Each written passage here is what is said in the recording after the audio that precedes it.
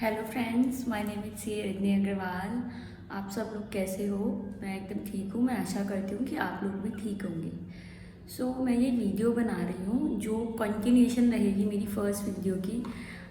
मेरी first video आई थी जिसमें मैंने अपना बताया था कि मल्टीपल अटेम्प्ट्स के बाद भी मेरी जॉब लगी और मुझे ऑफ़र मिला आईसीआईसीआई बैंक के लिए। तो आज मैं उस वीडियो के ऊपर और भी आपको बहुत सारी चीज़ें, आप लोगों के डाउट्स थे जो मैं आपको बताना चाह रही हूँ। सबसे पहले तो many many many congratulation to all those students जिन्होंने अपने सीए फाइनल के एग्ज़ाम इस अटेम्प्ट के अंदर क्लियर करे हैं। आपको, आपके घर वालों को, सबको बहुत बहुत बधाई हो। एंड प्लीज़ ऐसे ही ग्रो करते रहो एंड ऐसे अपने घर वालों का नाम रोशन करो। तो बहुत बहुत मैं आप लोगों के लिए बहुत खुश हूँ कि आप लोग क्लियर कर पाए। तो ये वीडियो आपके लिए भी है। तो देखिए, सबसे पहले आप लोग मेरे से ये जानना चाहोगे कि मैंने आईसीआईसीआई बैंक का जो मुझे ऑफ़र मिला था वो डिप्टी ब्रांच मैनेजर की प्रोफाइल के लिए मिला था, क्या मैंने वो पोजीशन ऑप्ट करी या नहीं करी? तो मैं आपको बताना चाहूँगी कि नहीं, मैंने वो पोजीशन ऑप्ट नहीं करी। बिकॉज़ मैंने काफ़ी सारे लोगों से बात करी थी उस पोजीशन के बारे में एंड मुझे पता चला कि वो पोजीशन उतनी भी अच्छी नहीं है जितना मैं सोच रही थी। एंड काफ़ी लोगों ने बताया कि उसके अंदर स्ट्रेस लेवल बहुत ज़्यादा है। एंड तो मैंने अभी तो फ़िलहाल यही डिसाइड कर रहा है कि मैं अपनी उस पोजीशन को ऑप्ट नहीं कर रही। बिकॉज़ आप लोगों का सवाल था कि मैम आपने अभी तक ज्वाइन करी है या नहीं करी, तो मैंने नहीं ज्वाइन करी। एंड मेरे को स्टार्ट ऑडिट प्रोफाइल अच्छी लगती है, तो मैं सोच रही हूँ कि अभी इस अपॉर्चुनिटी को ना लेते हुए आई शुड वेट थोड़ा सा और एक अच्छी अपॉर्चुनिटी के लिए। दूसरा, आप लोगों ने पूछा था कि इसके अंदर सैलरी क्या ऑफ़र हुई थी। जो सैलरी मेरे को ऑफ़र हुई वो 7 to 8 लाख के रेंज के अंदर मेरे को ऑफ़र हुई थी। फिर अब देखो, आपके और भी क्वेश्चंस थे कि मैम आपने इंटरव्यू कैसे दिया, प्रोसेस क्या था। तो मैं आपसे अपना पूरा कैंपस की जर्नी शेयर करती हूँ। मुझे आईसीएआई का मेल आया था कि आईसीएआई एक second round of campus placement ला रहा है स्टूडेंट्स के लिए। मैंने उसके अंदर अप्लाई करा। तो सेम आप लोग जितने भी लोग पास हुए हो, आपके लिए भी एक कैंपस प्रोग्राम अभी आने वाला है। आई थिंक इस वीक के अंदर है वो। तो वहाँ पे मैंने अपनी सारी डिटेल्स फिलअप करी कि मैंने कौन कौन से अटैम्प्ट में कब कब क्लियर करा। इससे पहले मैंने कोई आर्टिकलशिप करी तो उसमें मैंने क्या काम करा, और अगर मैंने जॉब भी करी तो मैंने क्या काम करा। ये सारी चीज़ें मैंने उसके अंदर फिलअप करी। तो वो इन्फॉर्मेशन मैंने सबमिट कर दी टाइमली। उसके बाद 2-3 दिन का टाइम लगता है, मतलब एक डेट उन्होंने बताई भी होती है कि उस बीच में कंपनीज आपको शॉर्टलिस्ट करती है। तो मुझे भी 6 कंपनीज़ ने शॉर्टलिस्ट करा and I was so happy. फिर जब कंपनीज आप, और फिर से मैं आपको बताना चाहूँगी, उस जो 6 कंपनीज़ ने शॉर्टलिस्ट करा उसमें से थी 3 पीडब्ल्यूसी, एक थी डिलॉयट, एक थी आईसीआईसीआई बैंक और एक थी सुशाना एंड एलएलपी। तो उसके बाद मैंने अपना कंसेंट दे दिया। तो जब आप कंसेंट देते हो तो फिर वहाँ से मेल्स आती है। आईसीआई की तरफ से भी हो सकती है वो मेल, और वो मेल उन कंपनीज़ की तरफ से भी हो सकती है जहाँ पे आप इंटरव्यू देने वाले हो। तो प्लीज़ उन मेल्स को रेगुलर देखो। बिकॉज याद रखना, जैसे ही आप कंसेंट दोगे ना, हो सकता है उसी दिन आपको मेल आ जाए या उसके नेक्स्ट डे पे मेल आ जाए। तो प्लीज़ अपना स्पैम बॉक्स चेक करते रहना, नॉर्मल मेल चेक करते रहना। और प्लीज़ अगर आईसीआई से आप कोऑर्डिनेट कर सको इस बारे में तो, क्योंकि मेरे साथ बहुत एक ये बड़ा इशू हो गया था कि मेरे को जो मेल आई हुई थी आईसीआईआई की मेरे इंटरव्यू के रिगार्डिंग डिलॉयट की फॉर्म भरने के लिए, वो मेरे स्पैम में थी तो मैं चेक नहीं कर पाई। उस चक्कर में मैं अपीयर नहीं हो पाई। आप ये याद रखना, अगर आपको इंटरव्यू के लिए अपीयर होना है तो सिर्फ कंसेंट देने से कुछ नहीं होगा। आपको मेल्स जो आएगी आपको उस पर एक कंसेंट देना पड़ेगा, और भी वो डिटेल आपसे डॉक्यूमेंट्स मांगेंगे वो सबमिट करने पड़ेंगे, तभी जाके आपका जो इंटरव्यू है वो हो पाएगा। तो ये चीज़ आप ध्यान रखना। अब सपोज़, एंड उसमें भी एक चीज़, आपको कितनी भी कंपनी शॉर्टलिस्ट करे, आप कंसेंट 4 के लिए ही दे सकते हो। तो प्लीज़ जो भी कंसेंट आप दोगे जिस भी कंपनी के लिए, सोच समझ के देना। उनका पोजीशन पढ़ना कि वो किस पोजीशन के लिए अप्लाई करवा रहे हैं आपसे, पे स्केल क्या है, मतलब आप ढंग से सोच समझ के अप्लाई करना उन पोजीशन के लिए कि लोकेशन क्या है, सब कुछ। अब रही बात इंटरव्यू डेट की।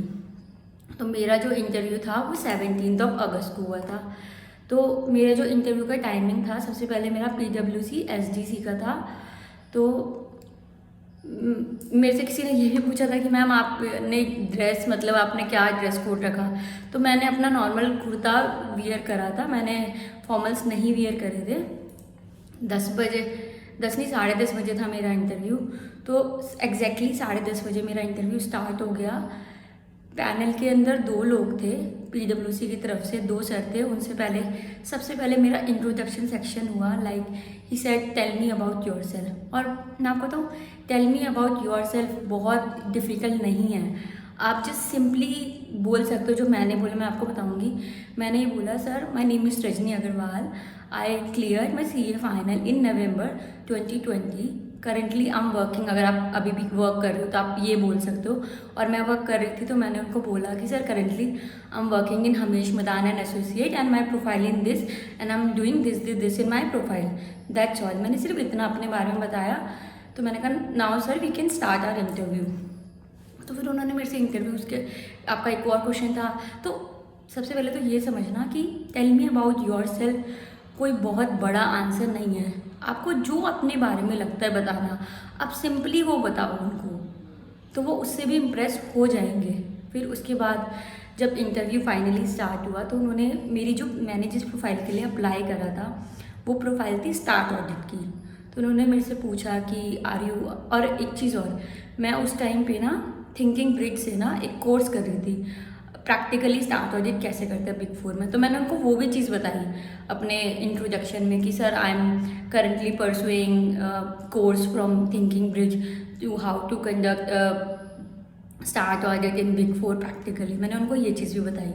तो फिर उन्होंने मेरे से पूछा कि फिर उनके क्वेश्चंस किस तरीके से आए ऑडिट्स के अंदर, कि आपको पता है कि ऑडिट के अंदर एजर्शंस होती हैं। तो मैंने उनको बताया कि यस सर, P&L से रिलेटेड एंड बैलेंस शीट से रिलेटेड एजर्शंस होती है। फिर उन्होंने पूछा मेरे से किस किस टाइप की एजर्शंस होती हैं। तो मैंने उनको बताया कि P&L आइटम से रिलेटेड क्या एजर्शंस होती है, बैलेंस शीट से रिलेटेड क्या एजर्शंस होती है। फिर उन्होंने पूछा कि आपको वॉक थ्रू के बारे में पता है कि वॉक थ्रू क्या होता है। और उन्होंने पूछा कि अगर आप रेवेन्यू को ऑडिट करोगे तो आप उसके अंदर क्या क्या चीज़ें देखोगे। आप इंड एज के बारे में उन्होंने मेरे से पूछा कि आपको क्या इंड एज के बारे में नॉलेज है। तो मैंने कहा सर नहीं, मुझे ज़्यादा नॉलेज नहीं है। तो बट मेरे से उन्होंने पूछा था रेवेन्यू के बारे में कि रेवेन्यू कैसे रिकॉग्नाइज करा जाता है। तो मुझे जितनी नॉलेज थी तो मैंने उनको बताया उस बारे में। तो वो क्वेश्चन मैं ये बोलूँगी बहुत ज़्यादा डिफ़िकल्ट नहीं थे। अगर आप भी ढंग से पढ़ोगे, ढंग से प्रिपेयर करोगे इंटरव्यू के लिए तो बहुत अच्छा इंटरव्यू होगा। वो आपसे नॉर्मल प्रोसीजर पूछेंगे कि अच्छा अगर किसी चीज़ को चेक करना है तो उसका प्रोसीजर कैसे होगा, इसी तरीके से वो क्वेश्चन पूछेंगे। बट आपको प्रिपेयर करना पड़ेगा। मेरी एक छोटी सी गलती ये हो गई थी कि देखिए, आपका एक और क्वेश्चन भी ये था कि मैडम क्या इंटरव्यू के अंदर हमें थ्रू आउट इंग्लिश बोलना पड़ता है।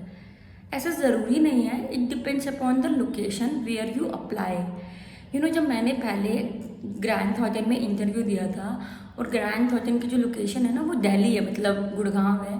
तो जब उनसे मेरा इंटरव्यू हुआ तो मेरा पूरा इंटरव्यू हिंदी लैंग्वेज में हुआ था, नॉर्मली जैसे मैं आपसे कन्वर्सेशन कर रही हूँ। बट वहीं जब PWC कोलकाता में मेरा इंटरव्यू हुआ तो मैं थोड़ा सा नर्वस थी इंग्लिश को लेके, बिकॉज मैं बहुत सारी चीज़ें उनको अच्छे से एक्सप्लेन करना चाहती थी जो कि मैं एक्सप्लेन नहीं कर पा रही थी इंग्लिश लैंग्वेज में। तो मैंने उनसे बोल दिया कि सर क्या मैं अपना इंटरव्यू हिंदी में कर सकती हूँ। तो वो मेरी थोड़ी सी गलती हो गई, क्योंकि मुझे खुद ही थोड़ा सोचना चाहिए था कि वो जो जॉब थी वो बैंगलोर, कोलकाता एंड हैदराबाद लोकेशन के लिए थी, एंड वहाँ तो इंग्लिश लैंग्वेज मस्ट है। तो वो चीज़ मुझे नहीं बोलनी चाहिए थी। बट हाँ, ऐसा कहीं पर भी नहीं है कि आपको सब जगह इंग्लिश लैंग्वेज ही यूज़ होगी। आप चाहे तो एक बार पूछ सकते हैं, बट ऐसा ज़रूरी नहीं है। और दूसरी बात, फिर उसके बाद मेरा ICICI का इंटरव्यू हुआ। तो सेम फर्स्ट चीज़ उन्होंने मेरे से पूछी कि आप tell me about yourself. तो मैंने अपना सेम इंट्रोडक्शन अपना बता दिया। फिर उन्होंने मेरे से कुछ सेक्शंस वगैरह पूछे। हाँ, ICICI वालों ने मेरे से पूछा कि आपके अटेम्प्ट्स कितने लगे। तो मैंने बोला सर मेरे को इतने अटेम्प्ट्स लगे। तो उन्होंने पूछा कि क्यों लगे। तो मैंने बता दिया कि सर मैं थोड़ा पढ़ाई नहीं कर पाई, फाइनेंशियली इश्यूज़ थे तो मैं थोड़ा जॉब में ज़्यादा फोकस थी, इस वजह से मैं नहीं कर पाई। तो मैंने उनको बता दिया and he was fine with it. मतलब उन्होंने ऐसा नहीं बोला कि नहीं आपके इतने नहीं लगने चाहिए थे या कुछ भी। फिर उन्होंने फाइनली मेरा इंटरव्यू स्टार्ट करा। उन्होंने उसमें मेरे से सेक्शंस पूछे कि इनकम टैक्स का ये सेक्शन के बारे में आपको पता है, ये सेक्शन के बारे में, जैसे उन्होंने कोई 44AB वगैरह काफ़ी सारे सेक्शंस पूछे मेरे से। और मतलब मुझे वो बैंकिंग जैसा कोई इंटरव्यू नहीं लगा, मुझे तो ऐसा लगता था कि टैक्सेशन वाला वो इंटरव्यू हो रहा है। फिर उन्होंने मुझे से पूछा कि टैक्स ऑडिट की लिमिट, उसमें कुछ चेंजेस आए हैं, तो इस तरीके से इंटरव्यू हुआ। देखो हमें भी कई बार नहीं समझ में आता कि किस इंटरव्यू के अंदर किस तरीके के क्वेश्चंस पूछे जाएंगे, बट ये है कि आपको ना कॉन्फिडेंट रहना बहुत ज़रूरी है। काफ़ी क्वेश्चन ऐसे थे जो उन्होंने मेरे से पूछे कि आपको जैसे उन्होंने मेरे से किसी रेशो के बारे में पूछा कि क्या कि मतलब इस टाइप की कुछ रेशियोज़ होती है, मेरे को याद नहीं आ रहा एग्जैक्टली क्वेश्चन। तो मैंने उनको बोल दिया कि सर सॉरी बट मुझे नहीं पता इस बारे में, क्योंकि गलत आंसर देना, देखो आंसर तभी देना चाहिए जब आप एक्यूरेट हो। अगर आपको नहीं आता कुछ तो आप सिंपली से बोल सकते हो कि सर सॉरी बट मुझे इस बारे में नॉलेज नहीं है।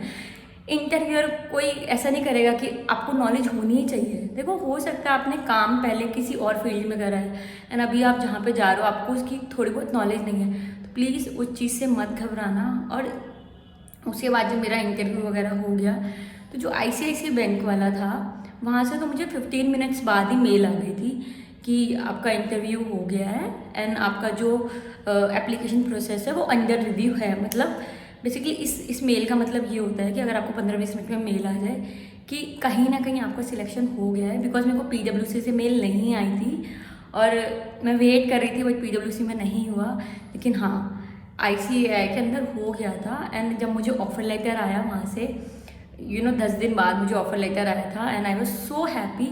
बट जो प्रोफाइल थी मैंने काफ़ी लोगों से बात करी, बिकॉज कोई भी प्रोफाइल एक्सेप्ट करने से पहले आपको उसके बारे में जानना बहुत ज़रूरी है। इनिशियली हम जॉब के चक्कर में प्रोफाइल ज्वाइन तो कर लेंगे, लेकिन अगर हमें वो प्रोफाइल सूट ही नहीं कर रही तो हमको फिर 6 महीने बाद जॉब चेंज करनी पड़ेगी। और अगर हम जॉब चेंज कर देंगे तो वो हमारे CV पे और हमारी ग्रोथ पे बहुत बैड इम्पैक्ट करेगा। तो अगर मैं ICICI बैंक का ऑफ़र एक्सेप्ट कर भी लूँ और मेरे को वो पसंद ना आए तो 6 महीने बाद अगर मैं छोड़ती हूँ और मैं फिर से स्टार्ट ऑडिट की प्रोफाइल में आऊँगी तो मुझे सब क्रिएट भी ऐसा फ्रेशर करेंगे। तो इसलिए आप अपनी अपॉर्चुनिटीज़ को बहुत ध्यान से देखो लेकिन हाँ इंटरव्यू ज़रूर दो, बिकॉज इंटरव्यू से आपको बहुत बहुत कुछ सीखने को मिलता है। उसके अलावा भी अगर आपको कोई और क्वेश्चंस वगैरह मेरे से पूछना है इंटरव्यू के रिगार्डिंग तो आप मुझे मेल कर सकते हैं। मैंने अपनी सारी IDs वगैरह शेयर करी हुई है डिस्क्रिप्शन बॉक्स में, तो आप वहाँ पे जाइए। आप वहाँ के थ्रू और भी कोई आपको क्वेश्चन है जो लगता है पूछना चाहिए आप कमेंट भी कर सकते हो, मैं कमेंट पे भी सबका रिप्लाई करती हूँ। तो ये मेरी जर्नी थी, तो इससे आप कुछ समझो। और जब आप कैंपस में बैठे हो सबसे पहले तो चाहे आपको कुछ चीज़ें नहीं आती हो बट आपके अंदर कॉन्फिडेंस होना बहुत ज़रूरी है। अगर आप खुद ही ऐसे खुद सोचोगे कि नहीं मेरी तो जॉब ही नहीं लग सकती तो नहीं लगेगी। बट मुझे ये था कि नहीं, अगर मेरे को इंटरव्यू अच्छे से देना, मैं अच्छे से दूंगी, मेरी जॉब लगेगी। सच में मेरी जॉब लगी तो मैं बोलूँगी आपकी भी जॉब लग सकती है। ये मत सोचो कि मल्टीपल अटेम्प्ट्स वालों की जॉब नहीं लगती। मैंने तो बहुत इंटरव्यू दिए हैं एंड इंटरव्यू दे के ना कहीं आप बहुत कॉन्फिडेंस भी आता है कि यस अब मैं इंटरव्यू तो फेस कर सकता हूँ। So all the very best for your interview. कोई भी आपकी क्वेरी वगैरह हो तो आप लोग पूछ सकते हो। तो आज की वीडियो हम यहीं पे ख़त्म करते हैं। All the best, bye, take care.